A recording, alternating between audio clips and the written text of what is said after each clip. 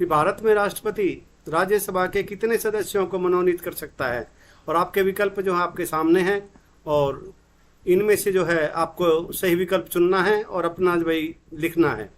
और वीडियो के अंत में जो है सभी क्वेश्चंस जो आपसे पूछे जाएंगे उनके सभी के आंसर विकल्प जो हैं वो दिए हुए हैं, सही विकल्प, और उनसे आप मिलान कर लेना और अपना स्कोर जांच लेना और अपनी तैयारी परख लेना। तो वही शुरू करते हैं। पहला क्वेश्चन आपका, और इसका जो सही जवाब होगा वो हो जाएगा भाई आपका ऑप्शन बी, 12 सदस्य जो हैं इसका सही जवाब है। अगला जो क्वेश्चन आपका, निम्नलिखित में से कौन हमारे देश के दोनों में से किसी भी सदन का सदस्य नहीं होता है, वो आपको बताना है। और आपके विकल्प जो हैं आपके सामने हैं, और इस क्वेश्चन का जो सही जवाब होगा वो हो जाएगा ऑप्शन सी, राष्ट्रपति जो है भाई इसका सही जवाब है। और अगला क्वेश्चन, युद्ध की घोषणा या शांति का फैसला करने में कानूनी रूप से सक्षम है, आपको बताना भाई कौन है वे। और आपके जो विकल्प हैं पांचों आपके सामने हैं, और इसका जो सही विकल्प होगा वो हो जाएगा ऑप्शन ए, राष्ट्रपति जी जो है भाई इसका जो है सही जवाब है। और आज के जो क्वेश्चन है वो मैंने जो है भाई आपके जो लूसेंट जी के पर आधारित है सभी प्रश्न, और ये जो है भाई राष्ट्रपति से और आपके जो है भाई राज्यसभा से और वहाँ से मैंने उठाए हैं, तो बाकी जो है सो कुछ मिक्स भी हैं। तो भारत में केंद्रीय मंत्रियों को गोपनीयता की शपथ किसके द्वारा दिलवाई जाती है, तो भाई आपके जो विकल्प हैं वो आपके सामने हैं, और इसका जो सही जवाब होगा वो हो जाएगा भाई आपका ऑप्शन बी, भारत के राष्ट्रपति जो हैं भाई वो इसका सही जवाब है। और अगला क्वेश्चन आपका, संविधान के अनुसार निम्नलिखित में से क्या शब्द से भारत के राष्ट्रपति की शक्ति नहीं है, भाई इनमें से बताना है वे किससे जो है राष्ट्रपति की शक्ति नहीं है इनमें से। और आपके जो विकल्प हैं वो आपके सामने हैं। उम्मीद करता हूँ आप जो है सही विकल्प का चुनाव करेंगे, और इसका जो सही विकल्प आपने चुना है वो है भाई ऑप्शन सी, संसद के सदनों को संदेश भेजना जो है वो राष्ट्रपति की शक्ति नहीं है। अगला जो क्वेश्चन, छठा क्वेश्चन आपका, डॉक्टर राजेंद्र प्रसाद कितने वर्ष तक राष्ट्रपति रहे, और आपके जो विकल्प हैं वो आपके सामने हैं। और इस क्वेश्चन का जो सही जवाब होगा वो होगा भाई आपका, आपने क्या चुना है अपना देख लेना, और इसका जो सही जवाब है वो होगा ऑप्शन ई, उपरोक्त में से कोई नहीं, क्योंकि डॉक्टर राजेंद्र प्रसाद जी जो हैं भाई आपके 12 वर्ष तक जो है राष्ट्रपति रहे हैं, और इसमें जो है 12 वर्ष कहीं नहीं था, तो ऑप्शन ई जो है इसका सही जवाब होगा। और इनमें से किसने भारतीय गणतंत्र के 12वें राष्ट्रपति के रूप में कार्य किया था, आपको जो है उनका नाम बताना है, और विकल्प आपके सामने हैं। और उम्मीद करता हूं आप जो है सही दिशा में जा रहे होंगे, सही विकल्प का चुनाव कर रहे होंगे, और इसका जो सही जवाब होगा वो हो जाएगा ऑप्शन ए, प्रतिभा देवी सिंह पाटिल जो है भाई इसका सही जवाब है। और आठवां क्वेश्चन आपका, निम्नलिखित में से कौन भारत के राष्ट्रपति के चुनाव में भाग नहीं लेता, तो भाई ये जो है आपके विकल्प हैं, आपके ऑप्शन हैं। उम्मीद करता हूं आपको जो है भाई आप जो है सही जवाब दे रहे होंगे और सही विकल्प चुन रहे होंगे, और इसका जो सही विकल्प होगा वो हो जाएगा भाई आपका ऑप्शन डी, विधान परिषद जो है वो राष्ट्रपति के चुनाव में भाग नहीं लेती है। और बाकी भाई राज्यसभा, लोकसभा और विधानसभाएं जो हैं वो सब का जो है इसमें रोल होता है, और विधान परिषद का नहीं होता है। और अगला जो क्वेश्चन आपका 9वां क्वेश्चन, निम्नलिखित राष्ट्रपतियों में जिस क्रम में सेवा की उसमें निम्नलिखित में से कौन सा क्रम सही है, आपको बताना है। क्रमवार जो है कौन सा क्रम इनका सही है, पहले कौन, फिर उसके बाद कौन, फिर उसके बाद कौन और उसके बाद कौन। 4 राष्ट्रपतियों के बारे में आपसे पूछा गया है, और आपको जो है उनके जो काल जो रहा है उसके सेवा काल जो रहा है उसके हिसाब से आपको बताना है। और आपके जो विकल्प हैं वो भाई इसके लिए मैं आपको थोड़ा समय जो है वो आपको ज़्यादा दे रहा हूँ, तो आप जो है अच्छे से इसको पढ़ के और फिर जो है इसका जवाब दें, और उम्मीद करता हूँ आप जो है सही जवाब देंगे। और इस क्वेश्चन का जो सही जवाब होगा वो हो जाएगा भाई आपका ऑप्शन जो सी है, नीलम संजीव रेड्डी जो है भाई डॉक्टर शंकर दयाल शर्मा, आर वेंकटरमन और ज्ञानी जैल सिंह, ये जो क्रम है ये भाई बिल्कुल सही क्रम है। और ये इस क्वेश्चन का जो सही जवाब होगा वो हो जाएगा ऑप्शन सी, पहले नीलम संजीव रेड्डी, फिर शंकर दयाल शर्मा जी, फिर वेंकटरमन जी, फिर ज्ञानी जैल सिंह। अगला जो क्वेश्चन आपका, निम्नलिखित में से किसे महाभियोग की प्रक्रिया द्वारा हटाया जा सकता है, और आपके विकल्प जो हैं आपके सामने हैं, और उम्मीद करता हूं आपने जो है सही विकल्प चुना होगा। और इसका जो सही विकल्प है वो है भाई आपका ऑप्शन बी, भारत के राष्ट्रपति जो हैं वो इसका सही जवाब है। और अगला जो क्वेश्चन है, भारतीय संविधान का कौन सा अनुच्छेद भारतीय राष्ट्रपति को संसद के अवकाश के समय अध्यादेश लागू करने का अधिकार देता है।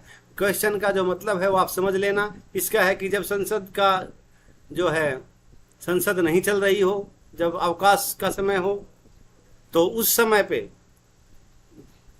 जो है राष्ट्रपति को जो है अध्यादेश लागू करने का एक अधिकार मिला हुआ है, और वो किस अनुच्छेद के अनुसार है वो आपको बताना है। और भाई इस क्वेश्चन का जो सही जवाब होगा वो हो जाएगा भाई आपका ऑप्शन जो ई है, उपरोक्त में से कोई नहीं इसका जो सही जवाब होगा, क्योंकि एक अनुच्छेद 123 के अनुसार जो है वो राष्ट्रपति को ये शक्ति मिली हुई है कि वो कोई भी जो है भाई जब संसद में अवकाश हो तो अध्यादेश लागू करने का अधिकार देता है। तो वो अनुच्छेद 123 वो इसमें था नहीं, इसलिए इस क्वेश्चन का जवाब जो है उपरोक्त में से कोई नहीं हुआ। तो आप समझ गए होंगे, आप नोट कर लेना। 123 अनुच्छेद जो है उसके माध्यम से जो है ये शक्ति मिली हुई है राष्ट्रपति जी को। 12वां क्वेश्चन आपका, जब राजीव गांधी ने प्रधानमंत्री पद की शपथ ली उस समय भारत के राष्ट्रपति कौन थे? आपके विकल्प जो है आपके सामने हैं, और उम्मीद करता हूं आप जो है सही विकल्प का चुनाव करेंगे, और इसका जो सही विकल्प होगा ऑप्शन डी, ज्ञानी जैल सिंह जो है भाई उस समय पे जो है भारत के राष्ट्रपति थे। और अगला जो क्वेश्चन है आपका, भारतीय संविधान के अनुसार कार्यपालिका का प्रमुख कौन है? और आपके विकल्प जो है आपके सामने हैं, और उम्मीद करता हूं आप जो है सही विकल्प का चुनाव करेंगे। और इसका जो सही जवाब होगा ऑप्शन सी, राष्ट्रपति जो है भाई इसका सही जवाब है। और 14वां क्वेश्चन है आपका, वो है भाई भारत के निम्नलिखित राष्ट्रपतियों में से कौन केंद्रीय श्रम मंत्री भी रहे हैं? आपको बताना है कि भाई कौन से जो राष्ट्रपति हैं वो पहले जो है केंद्रीय में मंत्री के तौर पे और श्रम मंत्रालय जो है उनके पास रहा है। तो आपके विकल्प आपके सामने हैं, और इसका जो सही जवाब होगा वो हो जाएगा भाई आपका ऑप्शन बी, डॉक्टर वीवी गिरी जो है इसका सही जवाब है। और अगला जो क्वेश्चन है आपका 15वां क्वेश्चन, और उससे पहले मैं भाई सभी बच्चों से, जिन बच्चों ने अभी तक जो है चैनल को सब्सक्राइब नहीं किया है, मैं उन सभी से ये उम्मीद करता हूं और भाई उनसे रिक्वेस्ट भी करता हूं कि आप जो है चैनल को सब्सक्राइब कर लें और वीडियो को लाइक और भाई शेयर भी करें। और ये भाई 15वां क्वेश्चन आपके सामने, राष्ट्रपति के पद की अवधि से संबंधित निम्नलिखित में से कौन सा कथन सही नहीं है वो बताना है आपको, और आपके जो विकल्प हैं वो आपके सामने हैं। क्वेश्चन जो है ऑप्शन जो है भाई थोड़े से आपके बड़े हैं, इसलिए आपको समय दे रहा हूं, और आप जो है आराम से इनको पढ़िए और उसके बाद जो है जवाब दीजिए।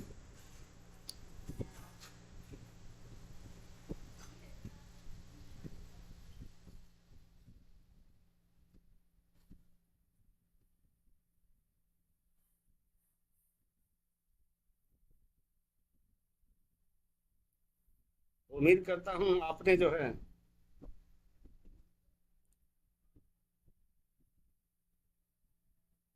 अच्छे से पढ़ लिए होंगे ऑप्शन, और अब जो इसका सही जवाब होगा वो हो जाएगा ऑप्शन सी, राष्ट्रपति अपने पद की अवधि समाप्त होने से पूर्व लोकसभा अध्यक्ष को लिखित त्याग पत्र दे सकता है। ये जो है भाई ये सही नहीं है, बाकी जो सब सही हैं। तो इसका जो सही जवाब हो गया वो हो गया ऑप्शन सी। अगला क्वेश्चन आपका 16वां क्वेश्चन, और भाई ये रहा आपके सामने, भारतीय संसद के ऊपरी सदन को डैश के रूप में भी जाना जाता है। आपको बताना है किस रूप में, किस नाम से जाना जाता है।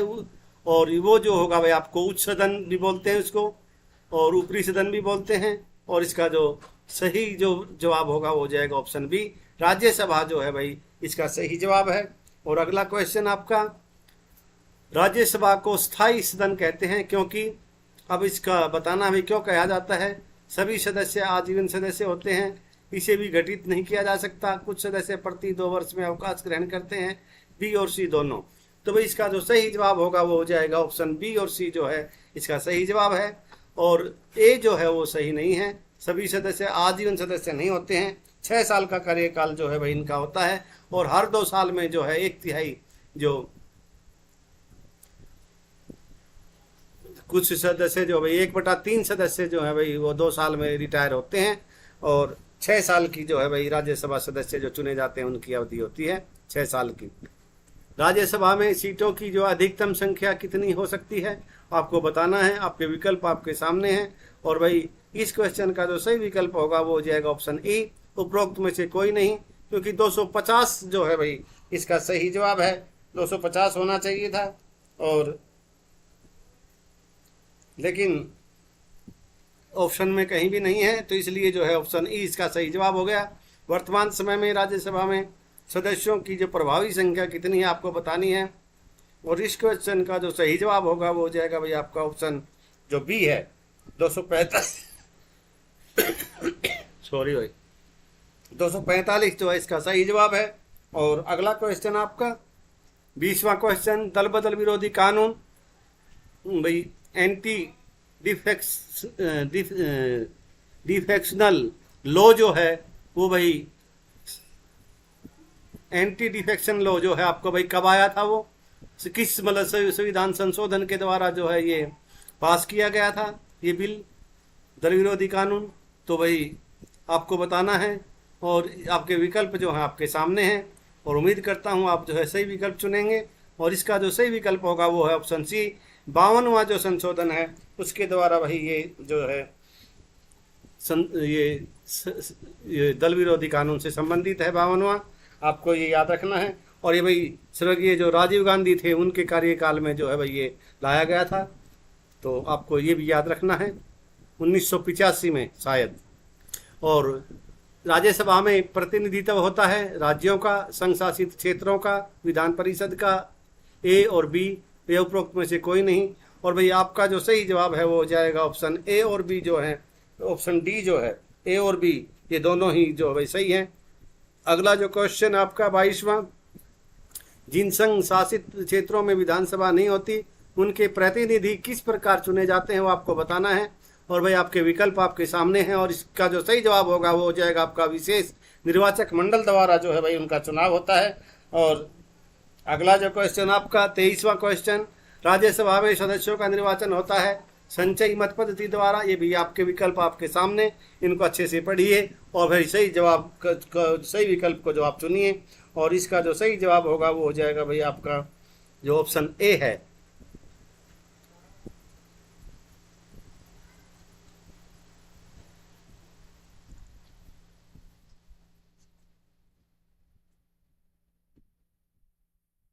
तेईसवां क्वेश्चन है भाई आपका ये, और इसका जो सही जवाब होगा वो हो जाएगा भाई आपका ऑप्शन डी जो है, आनुपातिक प्रतिनिधित्व के अनुसार एकल संक्रमणीय जो पद पद्धति द्वारा जो है भाई राज्यसभा के सदस्यों का निर्वाचन होता है। ऑप्शन डी जो है इसका सही जवाब है।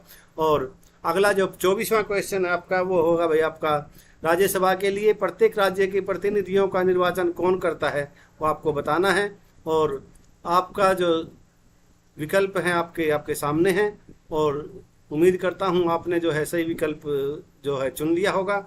और इसका जो सही विकल्प होगा वो हो जाएगा ऑप्शन ए, विधानसभा के जो निर्वाचित सदस्य होते हैं वो भाई राज्यसभा के सदस्यों को चुन करके राज्यसभा भेजते हैं।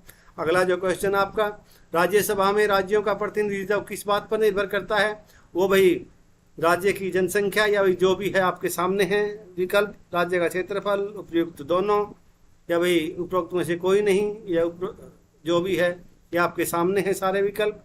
और भाई इसका जो सही जवाब होगा वो हो जाएगा भाई आपका जो है राज्य की जो जनसंख्या है उसके आधार पर ही जो भाई राज्यों का जो है प्रतिनिधित्व मिलता है उनको, उनकी जनसंख्या के आधार पे। और अगला जो क्वेश्चन आपका वो है भाई, राज्यसभा में किस राज्य के प्रतिनिधियों की संख्या सर्वाधिक है। और भाई इसमें जो आपके विकल्प आपके सामने हैं, और सही विकल्प जो होगा इसका वो हो जाएगा ऑप्शन डी, उत्तर प्रदेश। पिछला जो क्वेश्चन था भाई उसमें थोड़ा सा जो है जो ये ऑप्शन वगैरह जो लिए गए थे इनमें थोड़ी सी त्रुटि ही समझूंगा मैं ये, बाकी जो है इसका भाव यही था कि भाई जो है राज्य की जो जनसंख्या होती है उसी के आधार पे होता है।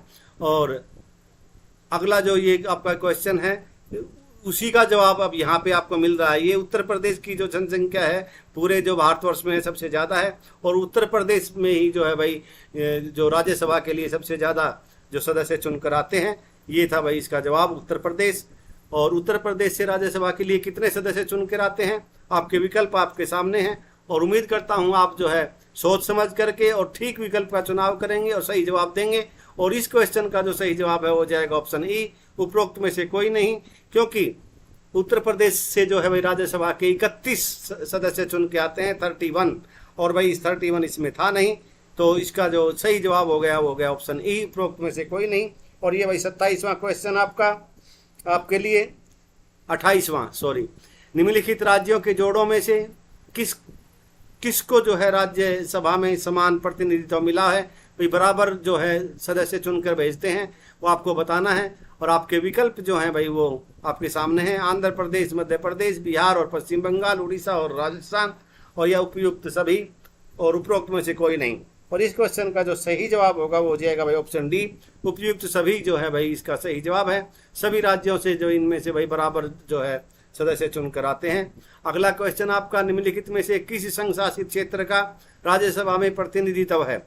आपको बताना है भाई वो कौन से संघ शासित क्षेत्र हैं भाई जिनका जो है राज्यसभा में भी मेंबर चुन के जाते हैं, और आपको बताना है।